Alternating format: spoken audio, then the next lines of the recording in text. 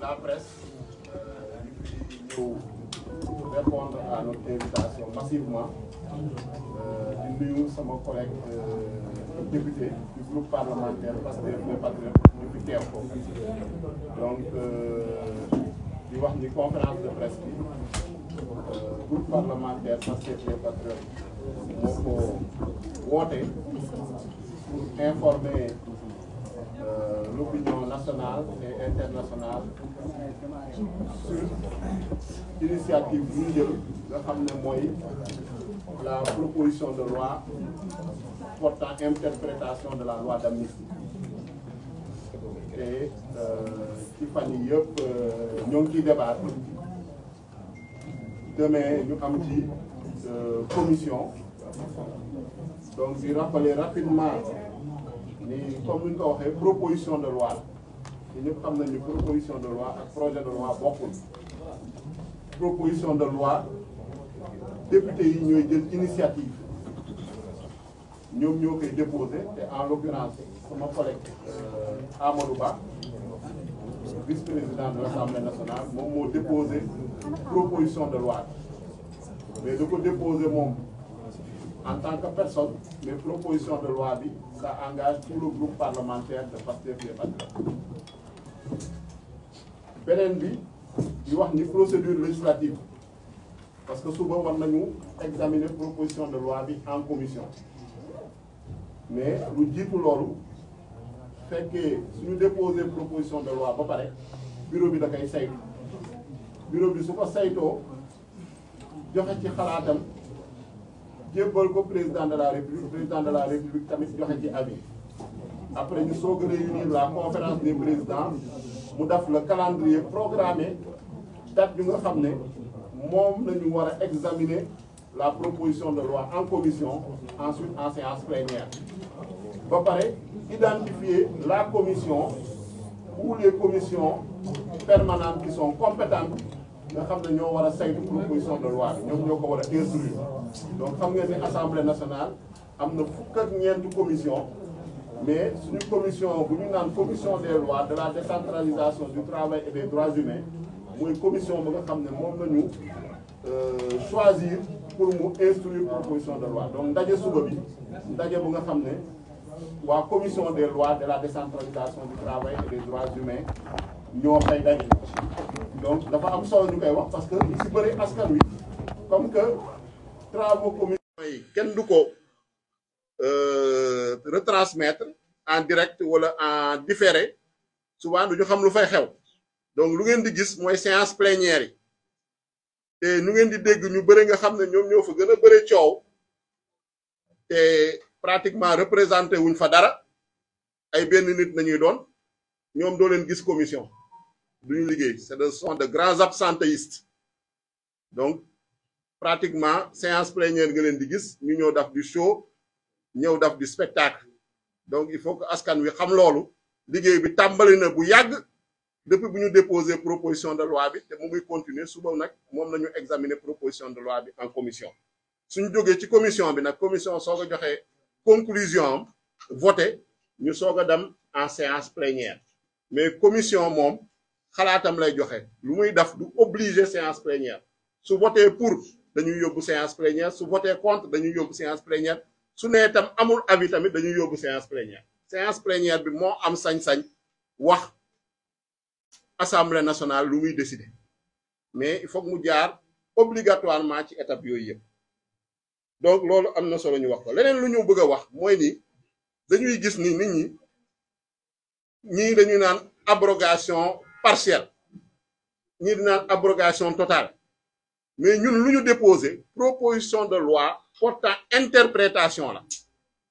parce que gis naa sax tey benn journal bu titré duñu naan la loi portant abrogation partielle de Pastef te loolu gis naa ñu bëri ñuy def erreur boobu si journalistes yi analyse yi commentateurs yi am na ñoo xam ne peut-être de bonne foi am na ñoo xam ne par ignorance am na ñoo xam ne peut-être de mauvaise foi aussi donc bugg ñu dugal ci benn débat abrogation totale abrogation partielle alors que ñun lu ñu déposé dafa leer naññ proposition de loi portant interprétation ku xamul nag lan mooy loi interprétative da ngay laajte Amadou Ba si boobaa mun na la tontu ñu bëri nag gis naa ni xamuñu ko damuñu gëstu laajtewuñu bëgg cee àddu moo tax dégg nañu erreur yu bëre ay maanaam loo xam ne pour man en terme de droit sax benn élève première année wala benn élève benn étudiant capacité en droit sax du def erreur yooyu donc loolu tam dafa jar ñu koy rappeler waat lu ñu def proposition de loi portant intérêt maintenant nag débat bi on est dans un pays démocratique ku ci d'accord joxe sa xalaat ku ci d'accord joxe sa xalaat mais au moins lu ñu déposer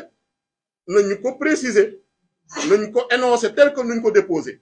mais buñ ñu nee da ñun mënuñoo déposer proposition de loi portant interprétation ñu ngi naan abrogation partielle beneen bi comme lu ma wax rek lu ñu fi ñu indi mooy informer les citoyens informer sénégalais yi ñëwuñu fi pour justifier wu parce que suñu liggéey nañuy def suñu liggéey ñett la voter des lois assemblée nationale rek mën a voter ay lois contrôler l'action du gouvernement mooy saytu lu nga xam ne exécutif wala gouvernement moo koy def ak évaluer les politiques publiques te ñett yooyu yëpp 15e législature bi taxaw na ci temm pour liggéey ko nu mu gën a mote parce que lu ñu dara député yi lu ñu jël initiative loi adopté proposition de loi mu ngi député yi duñu contrôler l'action du gouvernement te soo demee assemblée nationale 14 commissions yëpp a ngi liggéey question écrite yi ñu ngi koy déposer question orale yi ñu ngi ci question d'actualité au gouvernement daf nañ ci benn ci fan yële am na buñ ci war a waajal normalement le 10 avril avec l'ensemble du gouvernement et le premier ministre donc à ce niveau-là rupture am na évaluation des politiques publiques nga xam ne depuis 2016 mu ngi ci constitution bi assemblée nationale mu ngi cee def dara am na benn groupe de travail bu ñu teg avec suñu collègue yi le docteur Mohamed Sall notamment moo ko jiite moo nga xam ne moo ngi préparer une méthodologie une procédure d'évaluation des politiques publiques donc loolu yëpp assemblée nationale mu ngi ciy liggéey su jotee ñu def bilan bi yaakaar naa dañ ko def mais ñun lu ñu soxal mooy ni ñun dañu ñëw pour informer les citoyens sur lu nga xam ne moom la ñu fas yéene def ci commission bi si loolu ñu fas yéene def également en séance plénière parce que en tant que représentant du peuple mais gis nañ ni jamono ji ñu bëri nag dañu confisquer le terme boobu naan di tëb di dal naan le peuple ban mandat la leen jox ba ñu naan le peuple ban légitimité nañu am ba neen dañuy wax au nom du peuple ñun ngi nga xam ne sax ay représentants du peuple sañu ne le peuple pourtant dañoo fal au suffrage universel direct ñu fi nekk ñëpp dañoo dem élection ñii ci département ñii ci liste nationale sénégalais yi génn voter massivement ñu am majorité ñuy soog a dem assemblée nationale proclamer résultat conseil constitutionnel proclamer résultat yi il y a eu aucune contestation donc on peut ñun mën nañu ne on peut valablement représenter le peuple même si on n'est pas le peuple lu ñuy def nag on le fait dans l'intérêt du peuple lu ñuy légiférer intérêt peuple bi rek nañu jiital donc kenn mënuñoo menacer kenn mënuñoo chantage wala kenn mënuñoo intimider naan le peuple te représenté woo dara sa bopp rek nga représenté loolu tam nañu bëggoon ñu leeral ko devant les Sénégalais donc information boobu nag ñu bëgg a def tey suñuy wax auteur proposition de loi mu ngi nii toog donc moom moo am yaakaar naa ni toutes les informations nécessaires pour Sénégalais yi mën a comprendre proposition de loi portant interprétation de la loi d'amnistie bi lan moo ko tax a jóg. Donc nous allons passer la parole au président Amadou Ba pour vraiment mu delluwaat ci proposition de loi portant interprétation bi parce que gis nañ ni manipulation yi bëri na désinformation bi bëri na intoxication bi bëri na jaaxaankat ak tappalekat yoo xam ne xamuñu si dara ci droit xamuñu dara ci loi d'interprétation xamuñu si dara ci assemblée nationale nu muy doxee ak procédure yi ku nekk ngay wax te maîtriser woo ci dara donc ñu jox parole ñoo xam ne au moins ils vont donner la bonne information aux citoyens pour que ku nekk nag yow nga situé wu par rapport à ce débat là mais ñun lu ñu tax a jóg lu dul dara suñu légiférer c'est dans l'intérêt du peuple sénégalais bu nga xam ne moom moo ñu yóbbu assemblée nationale donc merci beaucoup donc je laisse la parole